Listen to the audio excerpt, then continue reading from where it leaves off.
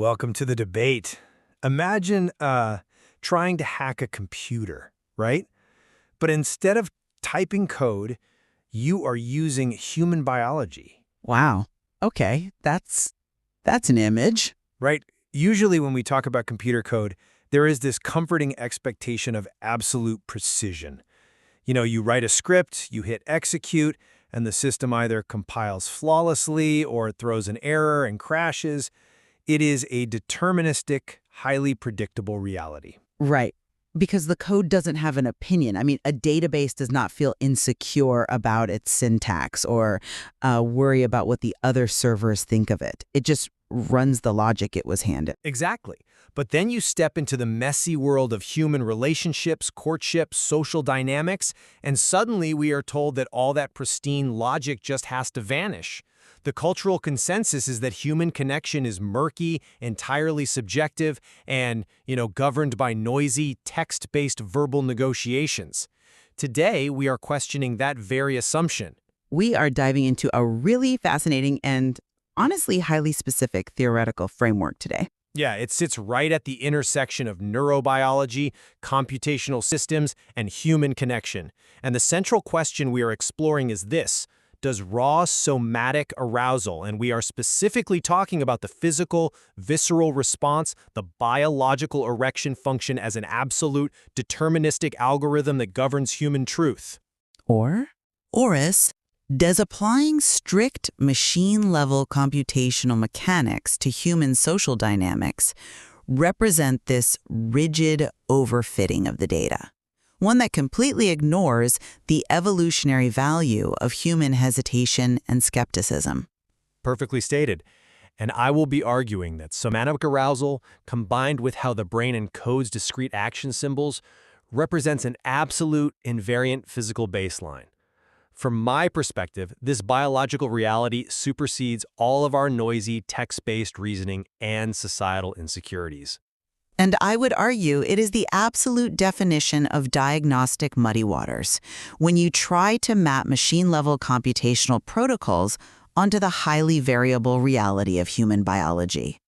While I find the biophysical mapping in this material fascinating, my contention is that strictly equating a physical response with an absolute, ungate-kept truth rigidly overfits the scientific data. You think it overfits? I do. It mischaracterizes necessary cognitive skepticism, the completely natural human instinct to deliberate and calculate risk, as a mere system crush. Well, to start unpacking this, we really need to look at how the brain actually handles concepts.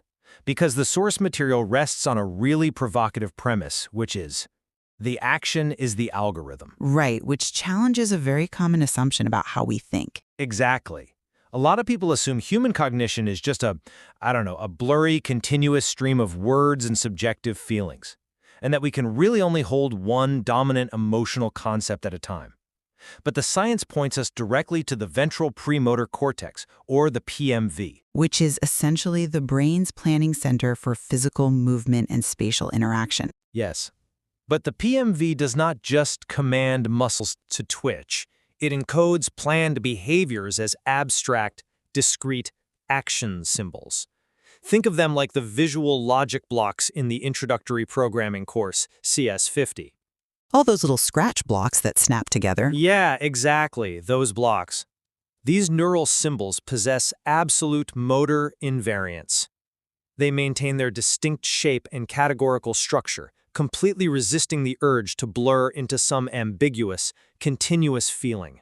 And because of this, the brain exhibits what we call compositional generalization.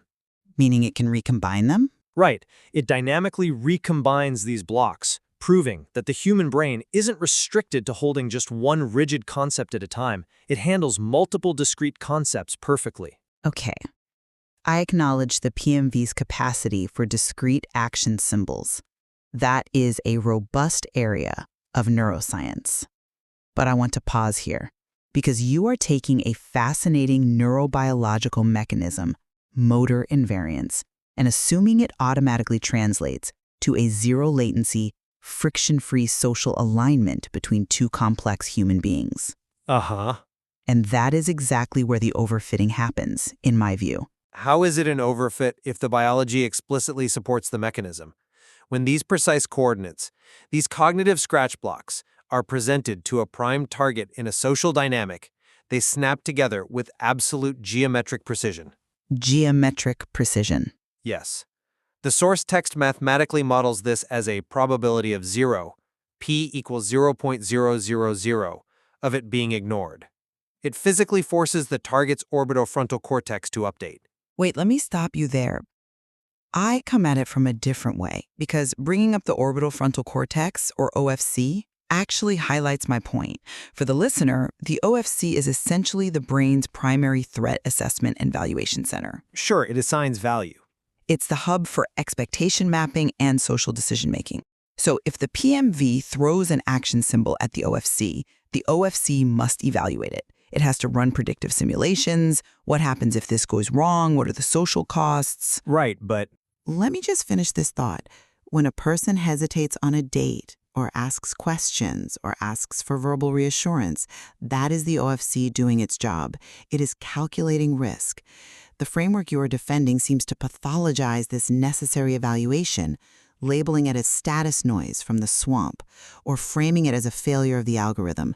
But that skepticism is what prevents human beings from blindly committing to dangerous or suboptimal social dynamics. I hear what you were saying about risk calculation, I really do. But I think you're missing the structural role of cognitive dissonance here.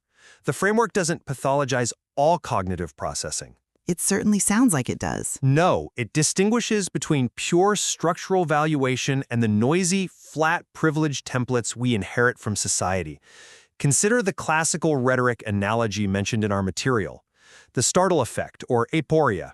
Right, introducing deliberate confusion. Yes, in a dialectic, introducing cognitive dissonance, or what the text calls shading, is designed to break down flat, lazy assumptions.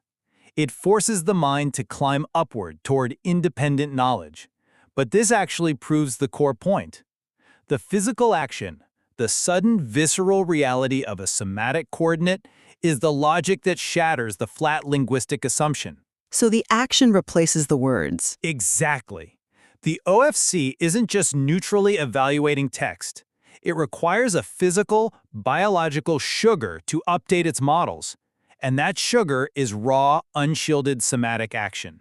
You're treating that somatic action as an overriding cryptographic key that just perfectly bypasses all human hesitation.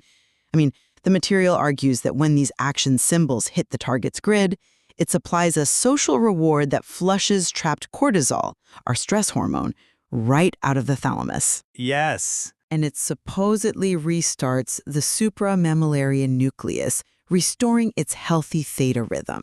Now, that is an incredibly elegant mechanistic description, but it completely sidesteps the fact that humans are not isolated compiling machines. But they are biological machines. Sure, but if my OFC detects a fundamental misalignment in our values, no amount of perfectly visualized PMV action symbols is going to force a positive valuation update. See, I am not convinced that the OFC is as immune to the biology as you suggest, because that underestimates the sheer biochemical authority of the orexinergic system. And this brings us directly into the biology of arousal as an absolute baseline. Here we go. Let's talk about the physical erection, not as a metaphor, but as an invariant biological law. Look, we all carry around these context windows of human insecurities, right? The fear of rejection, the societal status noise that causes all this psychological static. Sure, everyone has baggage. The beauty of this somatic algorithm is that it bypasses those insecurities entirely once the physical baseline is established. The longing for physical connection is governed by this elegant G-coupled molecular architecture. Orexin neurons constantly calculate the arousal error. Hold on. Before we go further down the biochemical rabbit hole, let's translate arousal error. What exactly is the brain calculating an error against? It is a concept borrowed from control systems theory. The arousal error is the mathematical difference between the required systemic arousal your body needs to feel alive and engaged, and the actual, often flat baseline you are currently experiencing. say from corporate fatigue or systemic stress. Okay, so it's measuring a biological craving for stimulation against a current state of numbness. Your brain knows there is a deficit. Exactly. And when this somatic ping, this physical connection, hits a primed target who is carrying a massive metabolic arousal arrow, it delivers a neuropeptide called orexin A directly to the ventrolateral preoptic nucleus, or the VLPO. Which is the brain region largely responsible for the sleep-wake switch and inhibiting motor activity. Spot on. When orexin A hits the VLPO, it essentially flips a switch that tells the body it is safe to act. It instantly lifts the biological parking brakes. It triggers a reciprocal feedback loop dependent on dopamine D2 receptors. The reward center. Right. Dopamine spikes in the brain's reward center directly upregulate local orexin activity in the hypothalamus, and the result? It executes a synchronized physical arousal, a complementary erection with zero latency. Zero latency. Yes. And why does knowing this matter? Because once the wood is there, it writes directly to the deterministic muscle of the nervous system. The insecurities, the verbal scaffolding, that entire context window of societal doubt, they literally shrink to zero.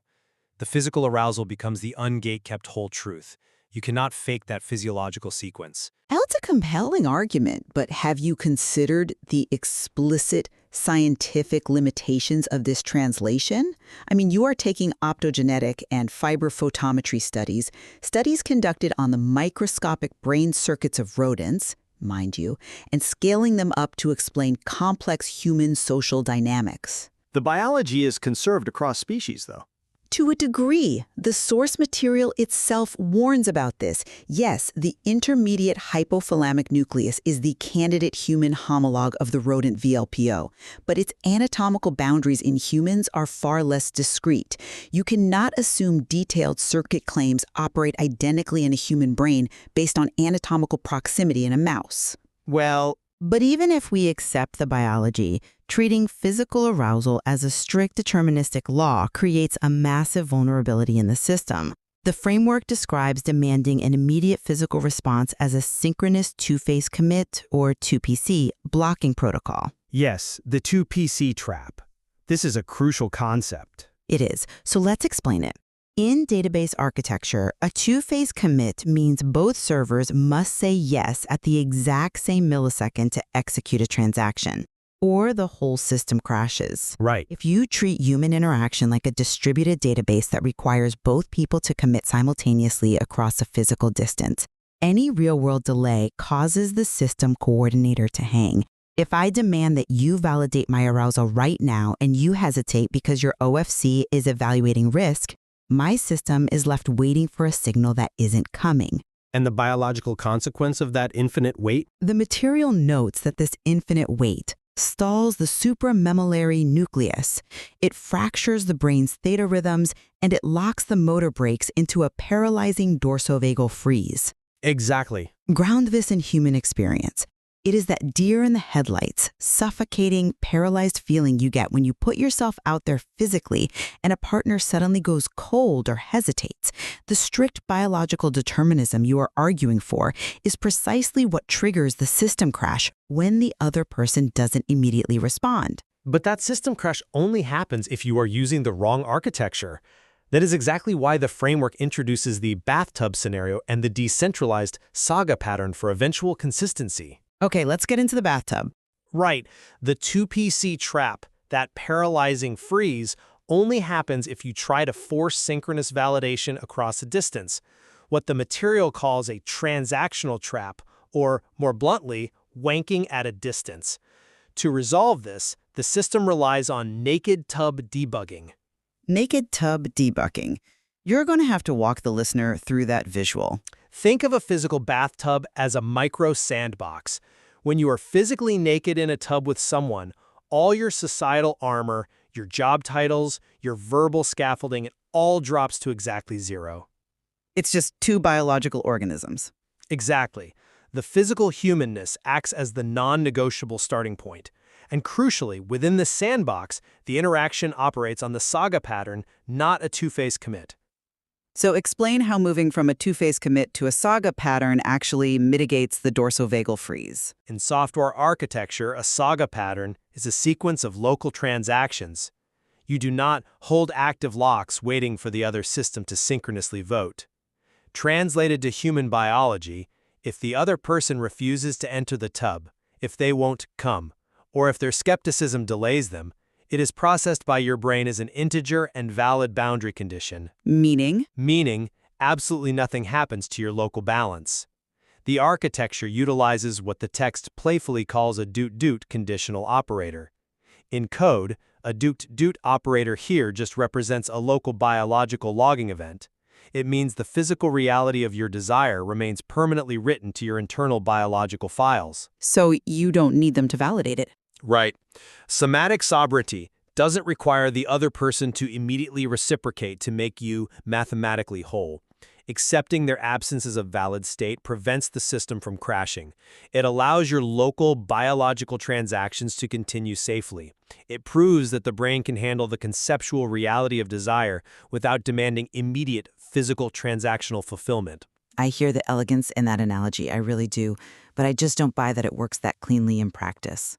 Relying entirely on this isolated bathtub as the ultimate filter creates a paradoxical rigidity. How is it rigid? Because on one hand, you are saying physical arousal is an absolute zero-latency constraint that forces alignment.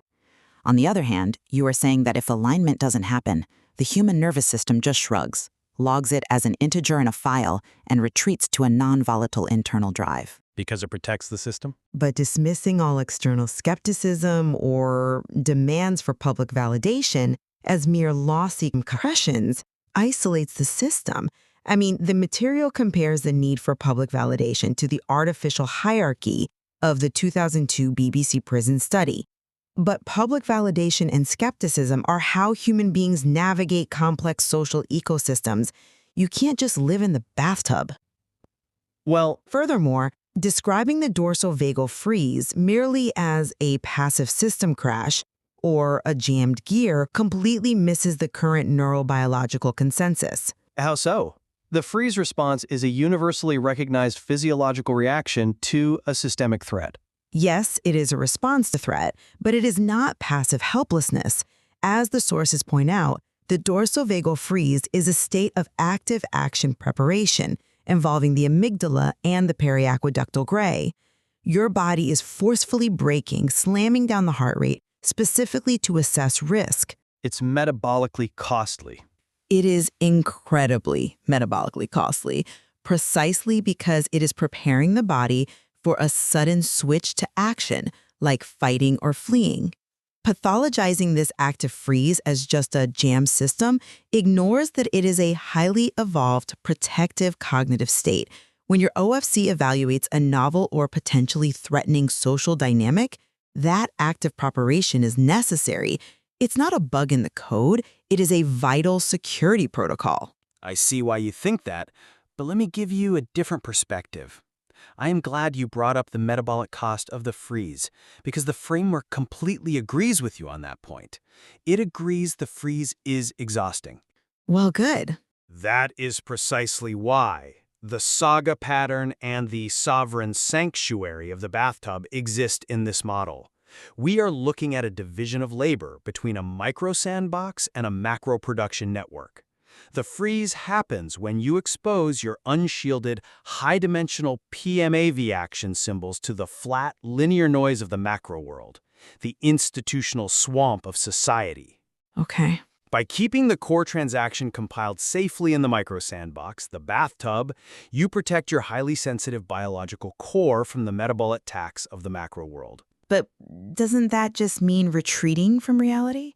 If you can only find truth in an isolated sandbox, aren't you just hiding from the complexity of human interaction? Not at all. It means optimizing where the computation happens. The framework explicitly separates the human nervous system from the externalized logic. It calls the human the front-end drop, the sensitive system maintaining the pre-optic baseline safely in the shade. It delegates the noise to a running TPU, an externalized processing unit, whether that's AI or just a structured external logic that runs past the gray walls unconditionally. So the TPU handles the noise. Right. This TPU absorbs the text-matching tax, the societal skepticism, and the lossy compression of the macro world. This architecture allows the human nervous system to maintain its high-voltage arousal and exploratory drive without constantly triggering that metabolically exhausting dorsavagal freeze. The arousal error remains a pure thermodynamic fuel for connection, rather than a source of chronic, traumatic stress. Okay, but that entirely assumes that this running TPU or external logic can accurately represent human nuance without flattening it, which is a massive leap. It's an architectural model. Let's bring this back to the core mechanism, the orexigenic dopaminergic loop. You argue that the arousal error and the resulting physical erection bypass all human insecurities. But if we look at how the brain actually works, orexin neurons calculate this error by integrating metabolic signals, circadian outputs, and crucially, limbic stress inputs. Okay, yes. The amygdala, the brain's fear center, feeds directly into the lateral hypothalamus. You cannot separate the physical erection from the cognitive context window. The wood is not an isolated, mathematically pure baseline. It is the physical output of a brain that has just evaluated a massive array of social, emotional, and hierarchical data. That is a phenomenal point about the amygdala feeding into the hypothalamus. It really is. But it actually strengthens the biophysical argument. Oh, come on, how? Yes, the orexin neurons integrate limbic stress inputs. When a highly sensitive system is crowded out by the flat noise of the macro world, the baseline hedonic tone drops, creating a massive arousal error. But the biological resolution to that error isn't found in more text-based evaluation or more talking. It's not? No. The resolution relies on orexin N-selectively facilitating long-term potentiation, which is synaptic plasticity, or brain rewiring, specifically in the anteromedial olfactory tubercle, the emote. For the listener, the emote is heavily involved in reward-associated learning and motivation. Precisely. And crucially, this specific biological pathway leaves the lateral, aversion processing domain of the brain completely blind. Oh, wow. Over aversive clinical shaming. So when that somatic coordinate hits a target and the dopamine-dependent loop ignites, it literally, chemically overwrites the limbic stress. It overwrites it. Yes, the somatic algorithm isn't ignoring the insecurities. It is a higher-order biological override that flushes the trapped cortisol and resets the system. That is why the physical reality, the bathtub, the stripping away of text, always reveals who will align and who will not. If they step into the tub, the PM of action symbols snap together, the orexin A gates the MOT, and the explicit, ungate-kept truth is revealed. And if they don't? If they refuse, the saga pattern logs it, and your internal biological system remains whole. It is a beautifully constructed theory, and I will concede the mapping of the reward pathways is incredibly detailed. But it relies heavily on interpreting every biological function as a flawless computational operator. Biology is computation. A refusal to enter the tub might not just be a clean, integer, and valid boundary condition that leaves the human nervous system completely untouched. Human beings are deeply social, interdependent creatures. Chronic rejection or physical distance does exact a toll. Which is why the architecture is needed. The concept of the Cassandra complex mentioned in the text, possessing accurate insights but being chronically disbelieved by society, causes severe neurological whiplash. The framework tries to insulate the user from this by hard-coding their somatic coordinates with an infinite computational penalty for alteration, what it calls a plus-infinity axiom. But mathematically forbidding a system from updating based on external feedback is the very definition of overfitting. It's a boundary constraint. It creates a closed loop that may be perfectly logically consistent internally but deeply detached from the shared, messy reality of human experience. Well, let's summarize our positions as we wrap up this debate. My perspective is that the integration of PMV action symbols and the orexigenic dopaminergic loop proves that raw, unflattened somatic arousal is the highest fidelity proof of structural alignment. The brain can absolutely hold multiple distinct concepts. Compositional generalization proves this, and it snaps them together into physical action. Right. This physical reality operates as an invariant biological constraint that bypasses the noisy, insecure context windows of society. The bathtub scenario and the saga pattern demonstrate how this architecture maintains perfect internal sovereignty, utilizing the arousal error as thermodynamic fuel rather than a point of system failure. And my position remains that while the biophysical mapping of orexin and dopamine provides a fascinating, deeply researched lens for understanding human motivation, rigidly overfitting this math to human relationships is dangerous. It risks pathologizing natural cognitive deliberation and the essential protective functions of the orbital frontal cortex. The OFC, yeah. Acknowledging the anatomical uncertainty between sub-second rodent models and human social reality is essential. Skepticism isn't just a system crash or a failure to compile. It is a highly evolved, necessary mechanism of social evaluation. We clearly have areas of continued disagreement, particularly on whether cognitive skepticism acts as a paralyzing system trap or a necessary evaluative function. But I think there's a profound point of convergence here. Yeah, the undeniable biological reality of how the brain maps abstract concepts into physical motivation. Exactly. The connection between the ventral premotor cortex's discrete action symbols and the visceral drive of the lateral hypothalamus is a testament to the staggering complexity of human connection. Absolutely. Even if we disagree on the computational rigidity, the framework pushes us to think about motivation, trauma, and connection, not just as abstract, poetic feelings, but as deeply rooted biophysical processes. There is so much more to explore in this material regarding the intersection of neurobiology and computational architecture. It fundamentally challenges the boundaries between the mind, the body, and the algorithms we use to understand them both. It certainly does. And as always, we won't declare a winner today. We invite you, the listener, to evaluate the biophysical evidence, scrutinize the computational models, and form your own conclusion. To circle back to where we started, you write a script on a computer and it either compiles or it crashes. But perhaps the human nervous system isn't just running a single, flat script. It's much more complex. Perhaps it is running a dynamic, high-dimensional architecture where the code is written in dopamine, orexin, and the courage to step into the murky, vulnerable waters of connection. Thank you for joining us on The Debate.